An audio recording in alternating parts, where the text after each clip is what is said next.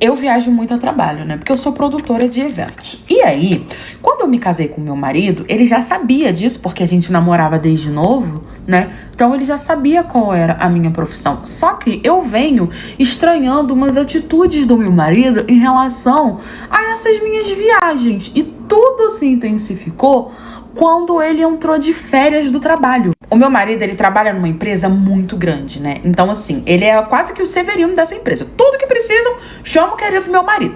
E aí, no começo, os meus eventos, eles não eram tão frequentes, sabe? Porque eu ainda tava começando, não sei o quê. Só que aí, né, nesse ano pra cá, a coisa andou. Eu comecei a fazer muitos eventos e com isso eu comecei, tipo, a viajar muito, quase que semanalmente. E pra ele tava tudo bem. Só que eu tinha muitas parcerias, então eu oferecia dele ir comigo em momentos que ele tava de folga, em coisas assim do tipo, e ele falava que não queria, que ele preferia ficar em casa, que era muito cansativo pra ele, que pipipipopopó. E até aí eu ia engolindo, né, esse papinho, até porque ele trabalhava, então, poxa, ficar se deslocando realmente de um dia pro outro, realmente eu não podia ficar cobrando isso dele. Só que aí eu comecei a desconfiar demais, porque ele tava muito à vontade em relação às minhas viagens, que ele começou a me perguntar quando eu ia viajar, se eu podia passar a minha agenda pra ele, se eu podia deixar ele avisado com antecedência que eu ia viajar, quando eu ia voltar, o horário, não sei o que. Eu falei, gente, tô casada com esse Jurandir há 15 anos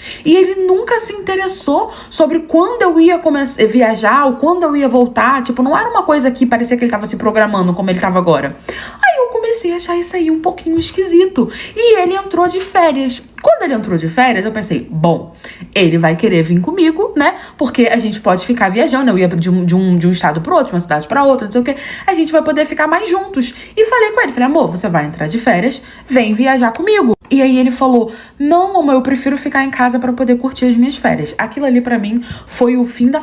Eu achei muito esquisito, falei, vou colocar uma câmerazinha aqui em casa. Coloquei. E ao contrário do que vocês estão pensando, ele não estava me traindo, mas eu considerei o que ele estava fazendo muito pior.